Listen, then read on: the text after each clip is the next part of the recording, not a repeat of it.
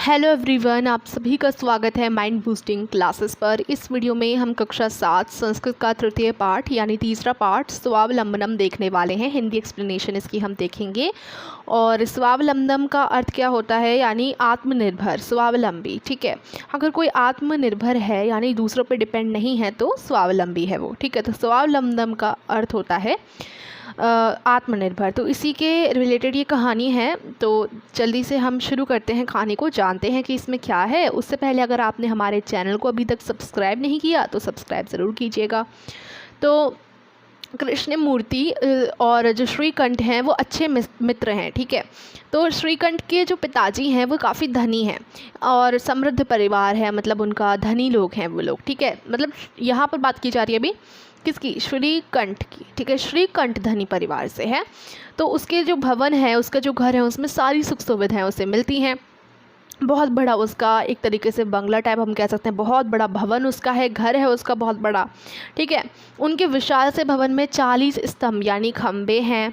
और फिर बोला गया है इसके 18 कमरों में 50 खिड़कियाँ, 44 दरवाजे और 36 बिजली के पंखे हैं। और फिर बोलते हैं तत्र 10 सेवकाः निरंतरं कार्य कुर्वन्ति स्म, यानी बोला गया है कि 10 नौकर तो लगातार वहाँ काम करते ही रहते हैं।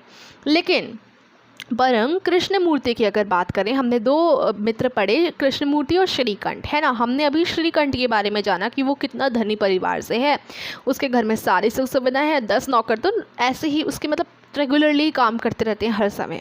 ठीक है, अब कृष्णमूर्ति जो दूसरा मित्र है वो थोड़ा गरीब है। ठीक है, वो गरीब परिवार से है, वो गरीब हैं और उनके माता पिता गरीब हैं कृष्णमूर्ति के, और वो दोनों किसान हैं। ठीक है, उनका घर एकदम सादा है, कोई ज़्यादा दिखावट नहीं है उसमें, भव्य और सादा सा उनका घर है। ठीक है, उसके बाद फिर बोला गया है एक बार एकदा श्रीकंठ की यहाँ बात की गई है। श्रीकंठ क्या होता है, श्रीकंठ सुबह सुबह 9 बजे घर जाता है कृष्णमूर्ति के, कृष्णमूर्ति यानी अपने दोस्त से मिलने।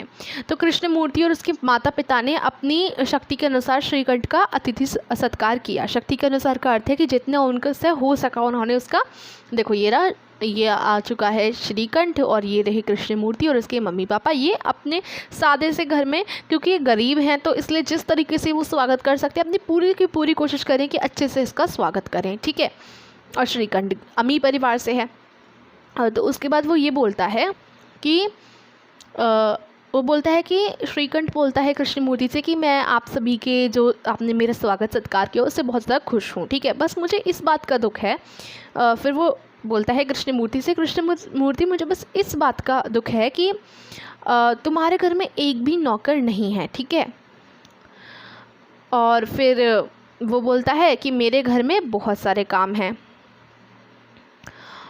ठीक है, मेरे घर में बहुत सारे काम हैं, मतलब मेरे घर में तो बहुत सारे नौकर हैं, तुम्हारे घर में एक भी नौकर नहीं है, ऐसा जो है कहता है श्रीकंठ कृष्णमूर्ति से। ठीक है, मुझे इसी बात का दुख है कि मेरे घर में एक भी मतलब आपने, वो बोलता है श्रीकंठ कृष्णमूर्ति से बोलता है कि आपने मेरी स्वागत सत्कार के लिए इतना कुछ सहा, इतने सारे काम खुद से किए, आपके घर में कोई नौकर ही नहीं है। तब कृष्णमूर्ति कहता है कि मेरे तो 8 नौकर हैं। देखो यहाँ वो कहता है कि मेरे तो 8 नौकर हैं। ठीक है, अब वो नौकर कौन कौन से हैं हम जहाँ तक पढ़ते जा रहे हैं मैं वहाँ अंडरलाइन करती जाऊँगी। ठीक है, संति मतलब मेरे अष्टो कर्म कराह संति, मेरे 8 नौकर हैं। तो अब वो 8 नौकर किसको बताता है, ज़रा सोचिए। उसके 8 नौकर कौन कौन से हैं, वे हैं 2 पैर, 2 हाथ, 2 आँखें और 2 कान। ठीक है, तो ये हो गए 2 पादों, 2 पैर, 2 हस्तों यानी 2 हाथ, 2 नेत्र यानी जो 2 आँखें और 2 श्रोत्र इति यानी उसके कान।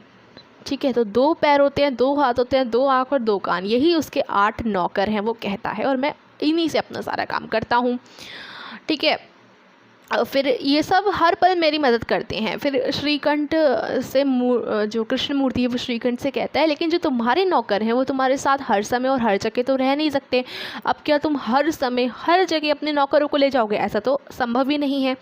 तो तब जब वो नौकर नहीं होंगे तब तुम्हें क्या होगा, जब वो अनुपस्थित होते हैं तो आपको दर्द होता है काम करने में, यानी बहुत ज़्यादा तकलीफ़ें आपको झेलनी पड़ती हैं जब आपके नौकर नहीं होते।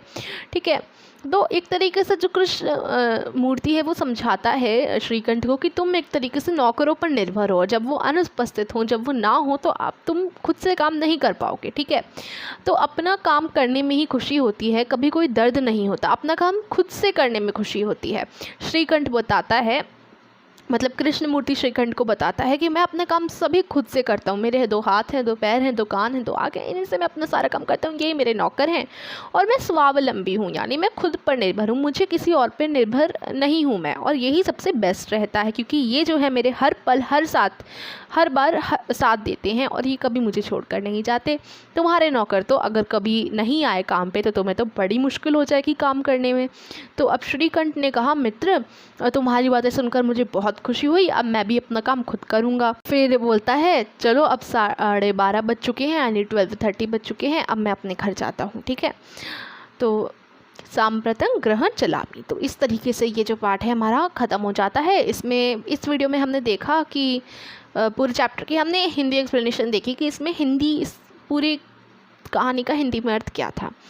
तो thank you for watching this video, और बुक वर्क की लिंक मैं डिस्क्रिप्शन में डाल दूँगी, आप देख लीजिएगा। Thank you for watching.